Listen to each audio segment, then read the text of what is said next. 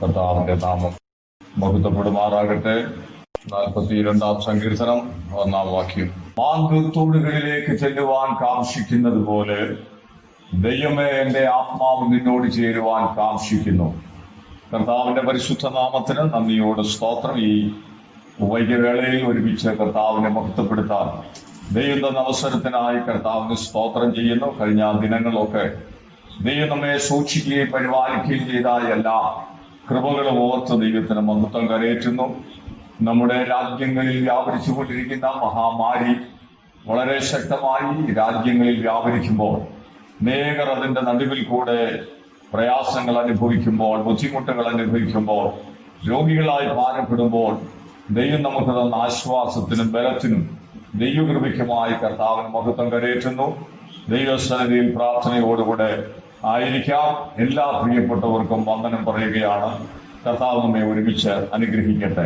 42-ാം സങ്കീർത്തനം 1-ാം വാക്യത്തിൽ കോരപുത്രന്മാർ പാടുകയാണ്. 1-ാം വാക്യത്തിൽ ഒന്നുകൂടെ വായിക്കാം. മാൻതോടുകളിലേക്ക് ചെല്ലുവാൻ കാംക്ഷിക്കുന്നത് പോലെ ദൈവമേ, എന്റെ ആത്മാവ് നിന്നോട് ചേരുവാൻ കാംക്ഷിക്കുന്നു. കോരപുത്രന്മാരുടെ സങ്കീർത്തനമാണല്ലോ 42-ാം സങ്കീർത്തനം. കോരകും കൂട്ടരും ഭൂമി വായി പുലർന്നവരെ ഭൂതലത്തിൽ നിന്ന് തുടച്ചു നീക്കി വലിയ ന്യായവിധി സംഭവിച്ചു കഴിഞ്ഞപ്പോൾ ദൈവത്താലുള്ള വിടുതൽ പ്രാപിച്ച് ദൈവത്തിന്റെ ദാസന്മാർ കോരകപുത്രന്മാർ പാടുകയാണ്. ഇന്നും അനേകർ ലോകത്തിൽ പൊടുതലവെ പട്ടുപോയിക്കൊണ്ടിരിക്കുമ്പോൾ ജീവിതത്തിൽ ദൈവം നമുക്ക് തന്ന ആയുസ്, ആരോഗ്യം, ബലം, ദൈവകൃപ അതെല്ലാം ഓർത്ത് ദൈവത്തിന് മഹത്വം കരയേറ്റുകയും കർത്താവിനെ പാടുകയും ദൈവത്തെ മഹത്വപ്പെടുത്തുകയും ചെയ്യുക, അതാണ് ദൈവം നമ്മളെ കുറിച്ച് ആഗ്രഹിക്കുന്നത്. കോരകപുത്രന്മാർ പാടുന്നു, ദൈവമേ, മാൻതോടുകളിലേക്ക് ചെല്ലുവാൻ കാംക്ഷിക്കുന്നത് പോലെ എന്റെ ആത്മാവ് നിന്നോട് ചേരുവാൻ കാംക്ഷിക്കുന്നു. മാനെ കുറിച്ച് നമ്മൾ മനസ്സിലാക്കുമ്പോൾ നമുക്കറിയാൻ കഴിയുന്ന ഒരു കാര്യം, ഒരു ബലഹീന ജീവിയായിട്ടാണ് മാനിനെ നമ്മൾ മനസ്സിലാക്കുന്നത്. എന്നാൽ വളരെ വേഗത്തിൽ ഓടുന്നതുമാണ്. മനുഷ്യനെ സംബന്ധിച്ച് ചിന്തിക്കുമ്പോൾ മനുഷ്യൻ ഒരു ബലഹീനനായിട്ട് പലപ്പോഴും ചിത്രീകരിക്കുന്നുണ്ട്. പൗലോസ് പറയുന്ന, എന്റെ ബലഹീനതയിൽ തികഞ്ഞു വരുന്ന ദൈവത്തിന്റെ ശക്തി. ഞാൻ ബലഹീനനായിരിക്കുമ്പോൾ തന്നെ ശക്തനാകുന്നു എന്ന് പൗലോസ് പറയുകയാണ്.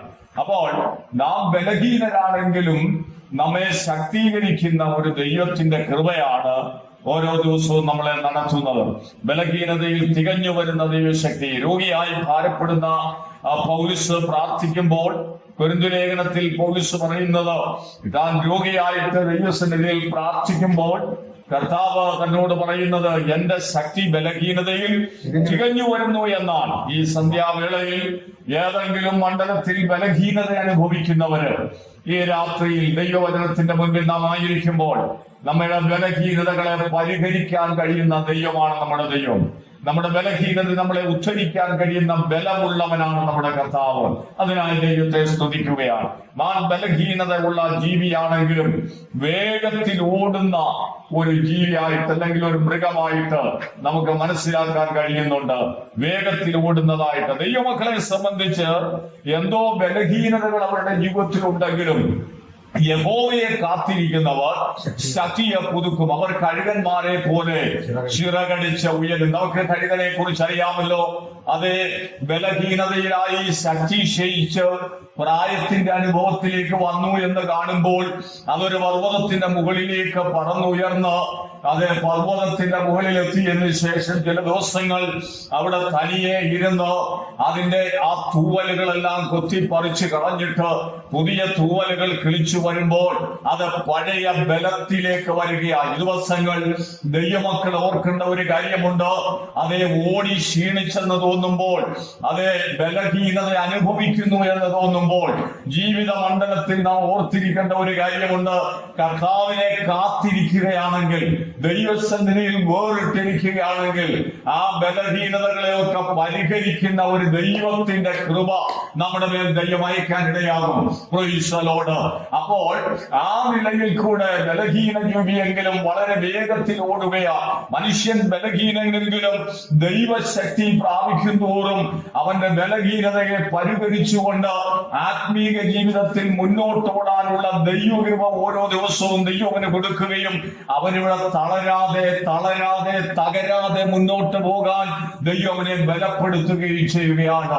അതിനാൽ ഞാൻ സ്തോത്രം ചെയ്യുകയാണ്. അനേകം ബലഹീനതയിൽ തളർന്ന വഴിത്തലക്കൽ കിടക്കുമ്പോൾ ഇന്നും ദൈവം നമ്മളെ നടത്തുന്നത് ദൈവത്തിന്റെ ബലമാണ്, ദൈവത്തിന്റെ കൃപയാണ്, അവനിൽ ആശ്രയിക്കുന്നതിന്റെ പ്രത്യേകതയാണ്. അതിനായി കർത്താവിനെ സ്തുതിക്കുകയാണ്. അപ്പോൾ മാനിനെ സംബന്ധിച്ച് ഒന്നാമത്തെ വിഷയം നമ്മൾ മനസ്സിലാക്കുന്നത്, അത് ഓടുന്നത് വെറുതെ അല്ല, മറിച്ച് അത് ജീവന് വേണ്ടിയാണ് ഓടുന്നത്.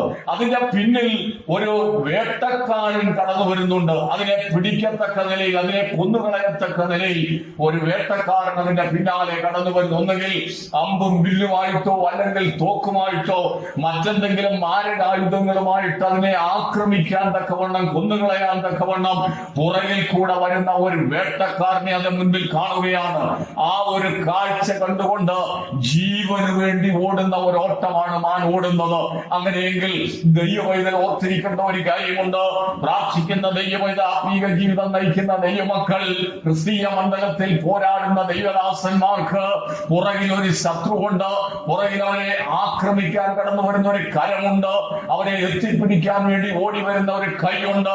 അത് മനസ്സിലാക്കിക്കൊണ്ട് അവര് പ്രാപിച്ചിരിക്കുന്ന ദൈവശക്തിയോടുകൂടെ അവർ വേഗത്തിൽ മുന്നോട്ടോടുകയാണ്. എന്തിനു വേണ്ടിയാണ്? മാൻ ജീവന് വേണ്ടി ഓടിയെങ്കിൽ ഇവിടെ ദൈവവൈതൽ ഓടുന്നത് നിത്യ ജീവൻ പ്രാപിക്കാൻ വേണ്ടിയാണ്. അവരുടെ മുൻപിലെ അതേ ലക്ഷ്യമെന്ന് പറയുന്നത് നിത്യജീവനാണ്. ആ നിത്യജീവൻ പ്രാപിക്കേണ്ടതിന് ശത്രുവിന്റെ കയ്യിൽ അകപ്പെടാതെ അവർ അനുദിനം മുന്നോട്ട് ഓടിക്കൊണ്ടിരിക്കുന്നു.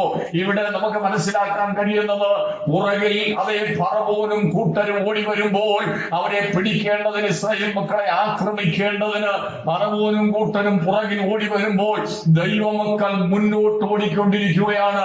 അവരുടെ മുൻപിൽ ചെങ്കടൽ ഉണ്ടെങ്കിലും ആ ചെങ്കടലിനെ തരണം ചെയ്ത് അവർ മറുകരയിലേക്ക് കടക്കുകയാണ്. കാരണം എന്താണ്? അവർ പുറപ്പെടുമ്പോൾ യാഗം കഴിച്ച്, ദൈവത്തിന് യാഗം കഴിച്ചാണ് മിസ്രയീമിൽ നിന്ന് പുറപ്പെട്ടത്. അവരെ ദൈവം ഒരുക്കിയെടുത്താണ് പുറപ്പെടുവിച്ചത്. ആ നിലയിൽ കൂടെ മുൻപിലുള്ള ചെങ്കടലിനെ ഭേദിച്ചുകൊണ്ട് പുറകിൽ കൂടെ വരുന്ന ഫറവോന്റെ കയ്യിൽ അകപ്പെടാതെ അവർ ഓടി മറുകരയിലേക്ക് കടക്കാൻ കഴിയുമെങ്കിൽ ഈ ദിവസങ്ങൾ പ്രാർത്ഥിക്കുന്ന ദൈവമക്കൾ ഓർക്കണം, നമ്മളെ ഇവിടെ തകർക്കുന്ന, തളർത്തുന്ന ചില രോഗങ്ങളോ പ്രതികൂലങ്ങളോ പ്രശ്നങ്ങളോ ഇവിടെ ഉയർന്നു വരുന്ന ഏതെങ്കിലും സമ്മർദ്ദങ്ങളോ നമ്മുടെ ജീവിതത്തിൽ ഉണ്ടെങ്കിലും അതിനൊന്നും പിടികൊടുക്കാതെ അവർ ഓടി മറുകരയിലേക്ക് കയറാൻ ആത്മബലം അവരുടെ മേൽ പകരുകയാണ് ദൈവത്തിന്റെ ആത്മാവ്. ഓരോ ദിവസവും ദൈവത്തിന് മഹത്വം. അങ്ങനെ മാൻ ഓടി മറുകരയിലേക്ക് പോകാൻ ഒരു ജീവന് വേണ്ടി ഓടുന്നത് പോലെ ഇവിടെ ദൈവവൈതൽ ആത്മാവിന്റെ നിത്യതയ്ക്ക് വേണ്ടി ഓടുകയാണ്. ഒരു ഓട്ടക്കളത്തിലാണ് നമ്മളായിരിക്കുന്നത്. പുറകിൽ ശത്രു കടന്നു വരുന്നുണ്ട്. ഒരു ഓട്ടക്കളത്തിൽ മുന്നോട്ട് ഓടുമ്പോൾ ഇവിടെ നമുക്ക് നിൽക്കാൻ സമയമില്ല, പരിസരത്തിലേക്ക് ശ്രദ്ധിക്കാൻ സമയമില്ല, എന്ത് നടക്കുന്നത് ചിന്തിക്കാൻ സമയമില്ല. ലക്ഷ്യം മുന്നിൽ ഒന്ന് കനാനാണ്. അതിനു വേണ്ടിയാണ് ഓടിക്കൊണ്ടിരിക്കുന്നത്. നിത്യ കനാന് വേണ്ടി ഓടുന്ന ദൈവമക്കളാണ് നമ്മൾ.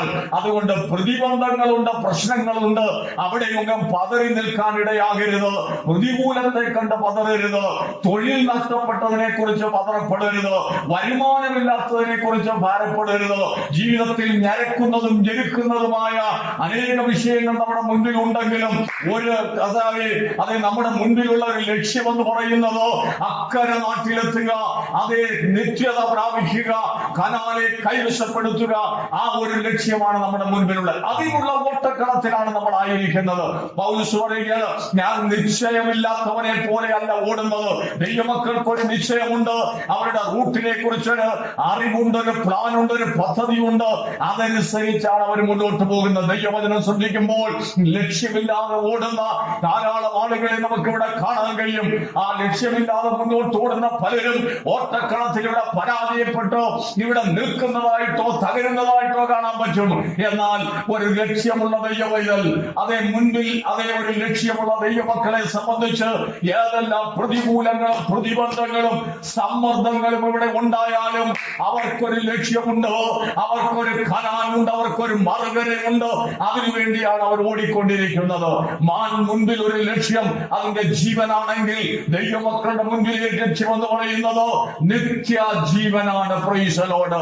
ആ നിത്യ നിത്യജീവൻ പ്രാപിക്കേണ്ടതിന് ഓടിക്കൊണ്ടിരിക്കുമ്പോൾ, ഓട്ടക്കളത്തിൽ ഓടിക്കൊണ്ടിരിക്കുമ്പോൾ ഒത്തിരി കാര്യങ്ങൾ നമ്മൾ ശ്രദ്ധിക്കേണ്ടതായിട്ടുണ്ട്. ഓട്ടക്കളത്തിൽ ഓടുന്ന ആളുകളെ കുറിച്ച് നമ്മൾ മനസ്സിലാക്കിയിട്ടുണ്ട്. പണ്ടൊക്കെ കാലങ്ങളിൽ ഓട്ടക്കളത്തിൽ ഓടുന്നവരെ കുറിച്ച് തിരുവചനം നമ്മളെ പഠിപ്പിക്കുന്നുണ്ട്. അവിടെ ഓടുന്നവരെ കുറിച്ച് അതേ ദൈവവചനത്തെ രേഖപ്പെടുത്തിയിരിക്കുന്ന അനേക കാര്യങ്ങളുണ്ട്. അതേ ദൈവവചനം പഠിക്കുമ്പോൾ നമ്മൾ മനസ്സിലാക്കേണ്ട ചില കാര്യങ്ങളുണ്ട്. ഓട്ടക്കളത്തിൽ ഓടുന്നവർക്ക് ഒരു ട്രാക്ക് നൽകിയിട്ടുണ്ട്. അതിൽ കൂടെയാണ് അവർ ഓടുന്നത്. അതിൽ നിന്ന് ഇടത്തോട്ടോ വലത്തോട്ടോ വ്യതിചലിക്കാൻ പാടില്ല. കൃത്യമായ നിലയിൽ അവർ കൊടുത്ത റൂട്ടിൽ കൂടെയാണ് അവർ ഓടേണ്ടത്. അവിടെയാ വിജയം കൈവരിക്കാൻ തുടങ്ങുന്നത്, അവിടെയാ വിജയം കൈവരിക്കാൻ കഴിയുന്നത്. അനേക ട്രാക്ക് തെക്കി ഓടുന്നതായിട്ട് കാണാൻ പറ്റും. അങ്ങനെ ഓടുന്നവർക്ക് മറുകരയിലെത്താനോ കിരീടം പ്രാപിക്കാനോ കഴിയത്തില്ല. അതേ റോമിലൊക്കെ ഓട്ടക്കളങ്ങളുണ്ട്, മത്സരങ്ങളുണ്ട്. അത് നമുക്ക് മനസ്സിലാക്കാൻ കഴിയുന്നുണ്ട്. അവിടൊക്കെ ഓടുന്നവർ വാടുന്ന കിരീടം പ്രാപിക്കാൻ വേണ്ടി ഓടുമ്പോൾ പൗലോസ് പറയുന്നത് അതേ ഒലിവിന്റെ ഇല കൊണ്ട് തുന്നിയ വാടുന്ന കിരീടങ്ങൾ അനേകരെ പ്രാപിച്ചു കൊണ്ടിരിക്കുമ്പോൾ പൗലോസ് പറയുകയാണ്, വാടാത്ത കിരീടത്തിന് വേണ്ടി ഞാൻ ഓടുകയാണ്. ഈ ദിവസങ്ങൾ ഒരു വാടാത്ത കിരീടത്തിന് വേണ്ടി ഒരു ലക്ഷ്യത്തിലേക്ക് ഓടിക്കൊണ്ടിരിക്കുന്ന ദൈവത്തെ ഓർത്ത് ഞാൻ ദൈവത്തെ സ്തുതിക്കുകയാണ്. Praise the Lord. അപ്പോൾ ഓട്ടക്കളത്തിൽ ഓടുന്നവർക്ക് ചില നിബന്ധനകളുണ്ട്. അവർക്ക് ചില നിബന്ധനകളും ചില റൂട്ടുകളും ദൈവം കൊടുത്തിട്ടുണ്ട്. ആ കറക്റ്റ് റൂട്ടിലും ആ നിബന്ധനകളും അനുസരിച്ച് ഓടിയെങ്കിലേ പ്രാപിക്കേണ്ടത് പ്രാപിക്കാൻ കഴിയുള്ളൂ. എങ്ങനെയെങ്കിലും ഓടിയാൽ നടക്കില്ല, ഏതെങ്കിലും നിലയിൽ മുന്നോട്ട് പോയാൽ നടക്കില്ല. ഒരു കാര്യം ഓർക്കുക, അപ്പോൾ ആ റൂട്ട് അനുസരിച്ച് ഓടണം. ചില ആളുകൾ ഓട്ടക്കളത്തിൽ ഓടുന്നവരെ കുറിച്ച് കഴിഞ്ഞ നാളുകൾ നമുക്ക് മനസ്സിലാക്കാൻ കഴിഞ്ഞിട്ടുണ്ട്. ഉത്തേജക മരുന്ന് കഴിച്ച് ഓടുന്ന ആളുകളെ നമ്മൾ കണ്ടിട്ടുണ്ട്. അവർ ഓട്ടക്കളത്തിൽ ഒന്നാം ലക്ഷ്യത്തിന് എത്തുവാൻ വേണ്ടിയാ ഓടുന്നതെങ്കിലും ആ ഓട്ടത്തിൽ അവർ കൃത്രിമമായ ശക്തി പ്രാപിക്കേണ്ടതിന് കൃത്രിമമായ മരുന്നുകൾ കഴിച്ചിട്ട് ശരീരത്തിന് വേണ്ടതായ കൃത്രിമ പോഷണം കൊടുത്തിട്ട് ഓടുകയാണ്. അങ്ങനെയുള്ളവർ താൽക്കാലികമായ കിരീടങ്ങൾ ചിലവ് പ്രാപിച്ചവരെ കാണാൻ കഴിയുന്നുണ്ട്. എന്നാൽ പിന്നത്തേതിൽ ആ കിരീടം അവരുടെ നിന്ന് തിരികെ വാങ്ങിയതായ ചരിത്രങ്ങൾ ഇന്ത്യൻ ചരിത്രത്തിൽ നമ്മൾ മനസ്സിലാക്കുന്നുണ്ട്, ലോക ചരിത്രത്തിൽ മനസ്സിലാക്കുന്നുണ്ട്. അപ്പോൾ ഒരു കൃത്രിമത്തിലുമുള്ള ഓട്ടമല്ല ദൈവമക്കൾ ഓടേണ്ടത്. കൃത്രിമമായിട്ടുള്ള ഒരു റൂട്ടിലുമല്ല അവർ പോകേണ്ടത്.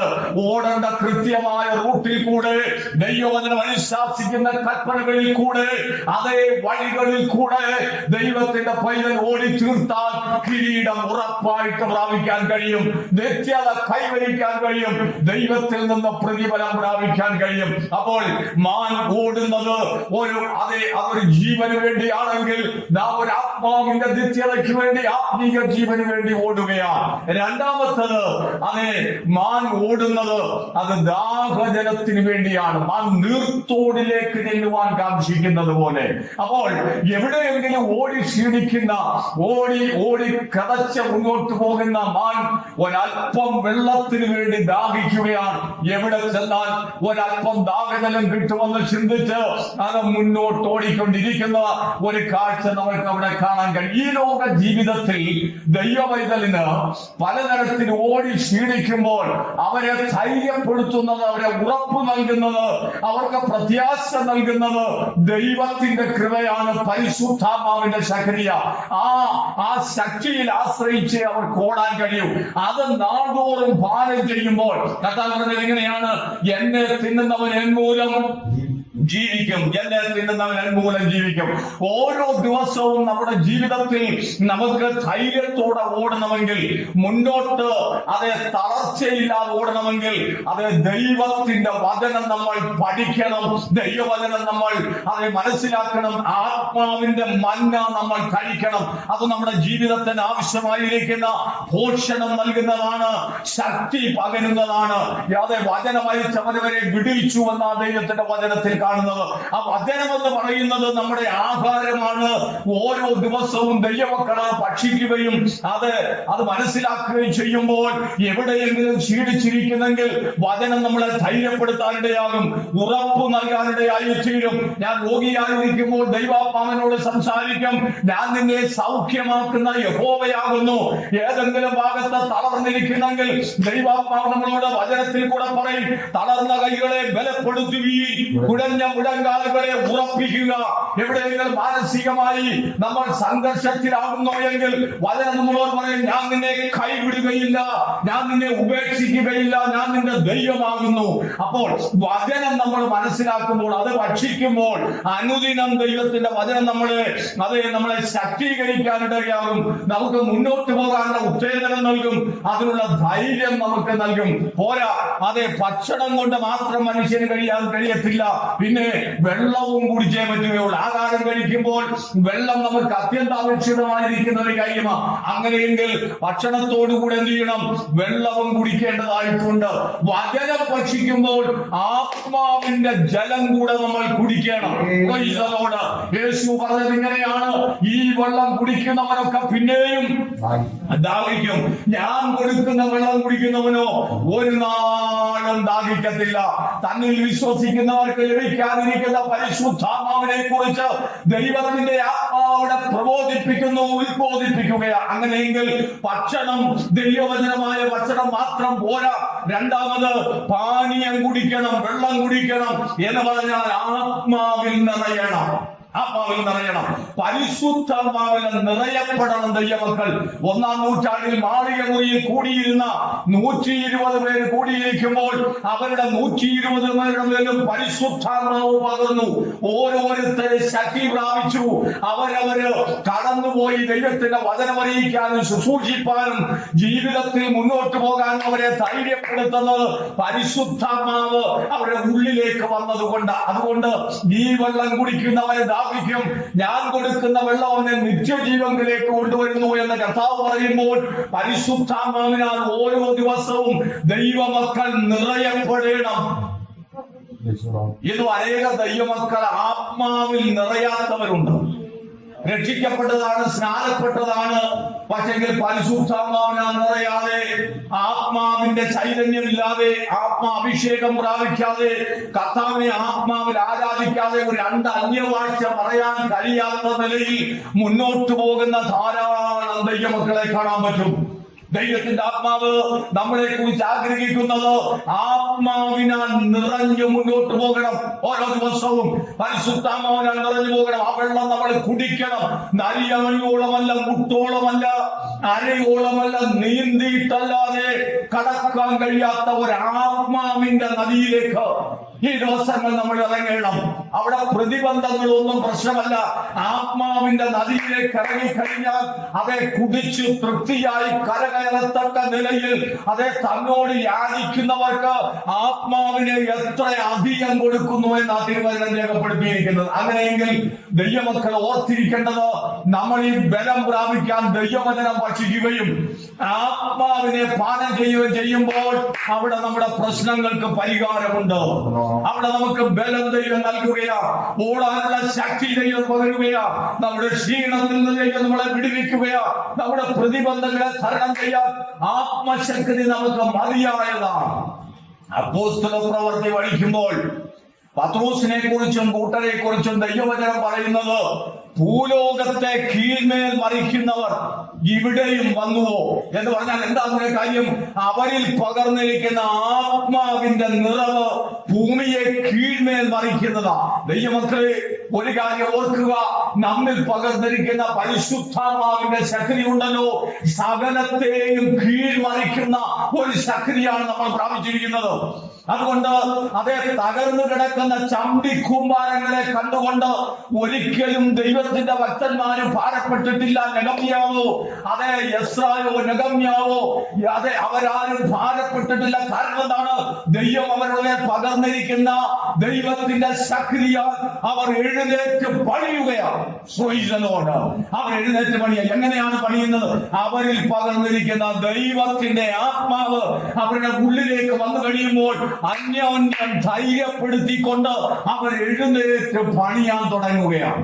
ഇന്ന് അനേകര് പ്രതികൂലങ്ങൾ കാണുമ്പോൾ, പ്രശ്നങ്ങൾ കാണുമ്പോൾ അതുവരെ അനുഭവിച്ച എല്ലാ ആത്മീക നന്മകളും മറന്നിട്ട് അവര് ക്ഷീണിതരായി തീരുക, അവര് ബലഹീനരായി തീരുകയാണ്. എന്നാൽ തീച്ചൂളയുടെ നടുവിലേക്ക് കിടക്കുന്ന ദൈവദാസന്മാരെ നിങ്ങൾ നോക്കുക.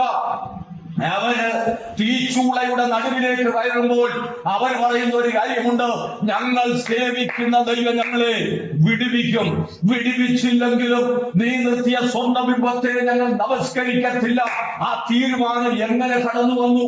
അവരുടെ പകർന്ന ദൈവത്തിന്റെ ആത്മാവ് അവരെ ധൈര്യപ്പെടുത്തുകയാണ്. ഈ ദിവസങ്ങൾ നമ്മൾ കടന്നു പോകുന്ന മണ്ഡലങ്ങളിൽ, നമ്മുടെ ജീവിതത്തിന്റെ പാന്താവുകളിൽ നമ്മളെ പിടിച്ചു കുലുക്കുന്ന, നമ്മളെ നിലനിർത്താൻ കഴിയാത്ത, നമ്മളെ മുന്നോട്ട് പോകാൻ അനുവദിക്കാത്ത ചില പ്രതിബന്ധങ്ങൾ നമ്മുടെ മുന്നിലുണ്ട്. എന്നാൽ ആത്മാവിന്റെ ശക്തിയോടെ കടന്നു ചെല്ലുമ്പോൾ അതിനെയൊക്കെ അതിജീവിച്ച് മുന്നോട്ട് പോകാനായിട്ട് കഴിയും. അപ്പോൾ അതെ, ഒന്നാമത്തത് ജീവൻ പ്രാപിക്കുക, നിത്യജീവനിലേക്ക് ഓടുക. രണ്ട്, അതിന്റെ മധ്യത്തിൽ അതെ ആത്മീയ ഭക്ഷണവും ആത്മീയ ഭോജനം കഴിച്ച്, ആത്മീയ ഭക്ഷണം കഴിച്ച് ഓടാനുള്ള ശക്തി അനുദിനം പ്രാപിക്കുക. ശത്രുവിന്റെ കയ്യിൽ അകപ്പെടാതിരിക്കത്തക്ക നിലയിൽ അതിന് ശക്തി പ്രാപിച്ച് എത്രമാത്രം ബലം അതിനുണ്ടോ, എത്രമാത്രം ശക്തിയുണ്ടോ അതനുസരിച്ച് അതിന്റെ സ്പീഡ് വർദ്ധിപ്പിക്കുക. അങ്ങനെയെങ്കിൽ ഈ നൂറ്റാണ്ടിൽ ദൈവമക്കൾ കടന്നു പോകുന്ന ജീവിത മണ്ഡലത്തിൽ എത്രമാത്രം പ്രതികൂലങ്ങൾ നമുക്കുണ്ടോ അതിനെയൊക്കെ തരണം ചെയ്യാൻ ഓരോ ദിവസവും ആത്മാവിന്റെ ശക്തിയാൽ ബലപ്പെടണം. ഓരോ ദിവസവും ആത്മാവിന്റെ ശക്തിയാൽ ബലപ്പെട്ട് മുന്നോട്ട് പോകണം. മൂന്നാമത്തത്, ഇത് രണ്ടും കഴിഞ്ഞാൽ പിന്നെ മാനിന്റെ അടുത്ത ലക്ഷ്യമെന്ന് പറഞ്ഞാൽ, ഒന്ന് ശത്രുവിന്റെ കയ്യിൽ നിന്ന് വിടുതൽ പ്രാപിച്ചു, രണ്ട് അത് ആവശ്യപ്പെട്ട വെള്ളം കുടിക്കാനായിട്ട്, അല്ലെങ്കിൽ അത് ആഗ്രഹിച്ച പാനീയം കുടിക്കാൻ അത് അരുവിയുടെ അടുക്കലേക്ക് വന്ന് അതിന്റെ ദാഹം തീർക്കാനിടയായി, അടുത്തത് ഒരു സ്വസ്ഥതയിലേക്ക് പ്രവേശിക്കുകയാണ്.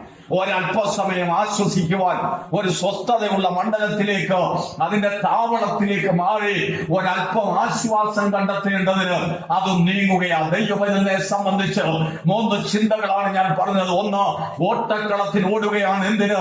നിത്യജീവൻ പ്രാപിക്കേണ്ടതിന് വേണ്ടി. നിത്യജീവൻ പ്രാപിക്കേണ്ടതിന് വേണ്ടി ഓട്ടക്കളത്തിൽ ഓടുകയാണ്. ഓടുന്നവർ അനേകരെങ്കിലും അതേ വിരുദ പ്രാപിക്കുന്നവർ ചുരുക്കമെന്ന് പൗലോസ് രേഖപ്പെടുത്തിയെങ്കിൽ, ഓടേണ്ട റൂട്ടിൽ കൂടെ ഓടി അതിന്റെ അനുസരിച്ചുള്ള റൂട്ടിൽ കൂടെ മുന്നേറി ഈ ദിവസങ്ങൾ നിത്യജീവൻ പ്രാപിക്കേണ്ടതിന്, ട്രാക്ക് തെറ്റാതെ ഓടി നിത്യത കൈവരിക്കേണ്ടതിന്, മുൻപിലുള്ളതിനെ ലക്ഷ്യമാക്കിക്കൊണ്ട് പുറകിലുള്ളതിനെ മറന്ന ലക്ഷ്യത്തിലേക്ക് ഈ ദിവസങ്ങൾ ആത്മീക ഓടുവാൻ തക്കവണ്ണം ദൈവത്തിന്റെ ജനത്തെ ദൈവം ഒരുക്കട്ടെ എന്ന് ഞാൻ പ്രാർത്ഥിക്കുകയാണ്. രണ്ടാമത്തത്, അതേ പാനം ചെയ്യേണ്ടതിന്, ദൈവത്തിൽ നിന്ന് പ്രാപിക്കേണ്ടതിന്, ദൈവ ഭക്ഷണങ്ങൾ കഴിക്കേണ്ടതിന്, അതേ മല്ലന്മാരുടെ ഭോജനം കഴിച്ചു എന്ന് വായിക്കുന്നത് പോലെ അതേ നിത്യമായ മന്ന കഴിച്ച് ആത്മാവിന്റെ പാനീയം കുടിച്ച് അനുദിന ജീവിതത്തിൽ, ക്രിസ്തീയ ജീവിതത്തിൽ തളരാതെ, പതറാതെ, ഇടറാതെ അതേ മുന്നോട്ട് പോകാൻ അനുദിനം ദൈവവചനം ഭക്ഷിച്ച് പാനീയം കുടിച്ച് ആത്മാവിൽ ബലപ്പെട്ട് ആത്മീക ജീവിതം നയിപ്പാൻ ദൈവം നമുക്കിടയാക്കട്ടെ എന്ന് ഞാൻ പ്രാർത്ഥിക്കുകയാണ്. മൂന്നാമത്തത്, ഒരു സ്വസ്ഥത. നമ്മുടെ ജീവിതത്തിൽ ഒരു സ്വസ്ഥത ദൈവം നമുക്ക് നൽകുകയാണ്. ഓട്ടക്കളത്തിൽ ഓടി അതേ ജീവിതത്തിന്റെ ആദ്യത്തിലേക്ക് ചെല്ലുമ്പോൾ ദൈവവചനം പറയുക, നീയോ ദാനിയേലേ പോയിക്കൊള്ളുക, നീ പോയി വിശ്രമിച്ചു കൊള്ളുക, കാലാവസാനത്തിൽ നിന്റെ ഓഹരി പ്രാപിക്കാൻ എഴുന്നേറ്റ് വരും. ഇവിടെ അതേ ക്ഷീണിച്ചും തളർന്നും മുന്നോട്ട് പോകുമ്പോൾ ജീവിതത്തിന്റെ അനുഭവത്തിൽ നാനാ തുറയിലുള്ള വൈഷമ്യങ്ങളും പ്രശ്നങ്ങളും അനുഭവിച്ച് ജീവിതത്തിൽ കടബാധ്യതകളുണ്ട്, തൊഴിൽ നഷ്ടങ്ങളുണ്ട്, സാഹചര്യങ്ങൾ അനുകൂലമല്ല, വീടില്ല, പാർക്കാൻ തക്ക വാടക വീടുകളില്ല, സാഹചര്യങ്ങളില്ല, അനുകൂലമായ വ്യവസ്ഥകളില്ല. ഇങ്ങനെയെല്ലാം ഉള്ള സാഹചര്യത്തിലും തളർന്നു നിൽക്കാതെ ഓടി അതേ മുന്നേറുന്ന ഒരു ദൈവവചനത്തെ സംബന്ധിച്ച് ദൈവവചനം പറയുന്നത് അവർക്കൊരു സ്വസ്ഥതയുടെ അനുഭവമുണ്ട്. മുൻപിൽ ഇന്ന് നീ അനുഭവിച്ചുകൊണ്ടിരിക്കുന്ന അസമാധാനത്തിൽ നിന്ന്, നീ അനുഭവിച്ചുകൊണ്ടിരിക്കുന്ന ഭാരപ്പെടുന്ന വിഷയങ്ങളിൽ നിന്ന് ദൈവം നിനക്കൊരു സ്വസ്ഥത നൽകുവാൻ ആഗ്രഹിക്കുന്ന ദിവസങ്ങൾ അത് ആത്മീയ മണ്ഡലത്തിലും ഭൗതിക മണ്ഡലത്തിലും ശാരീരികമായിട്ടും ഒരു സ്വസ്ഥതയുടെ ദിനങ്ങൾ നിന്റെ മുൻപിൽ ഉണ്ടെന്ന് ഞാൻ ആത്മാവിൽ വ്യക്തമായി ദൂത് പറയുകയാണ്. രക്തത്താൽ ജയമെടുക്കുകയാണ്. അപ്പോൾ സ്വസ്ഥതയിലേക്ക് മൂന്നാമതായിട്ട് ആ മാൻ ചെന്ന് പ്രവേശിക്കുന്നത് പോലെ ദൈവവചനത്തെ സംബന്ധിച്ച് ഈ നശ്വരമായ ലോകത്തിലെ ഓട്ടം തീർത്ത് കഴിയുമ്പോൾ അവർക്കൊരു സ്വസ്ഥതയുണ്ട്, അവർക്കൊരു നിത്യതയുണ്ട്.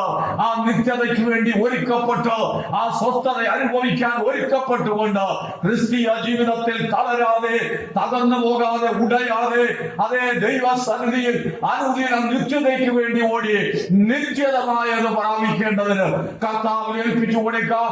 അതിനായി നമുക്ക് ഒരുങ്ങാം. കർത്താവ് നമ്മെ അനുഗ്രഹിക്കട്ടെ. Praise the Lord.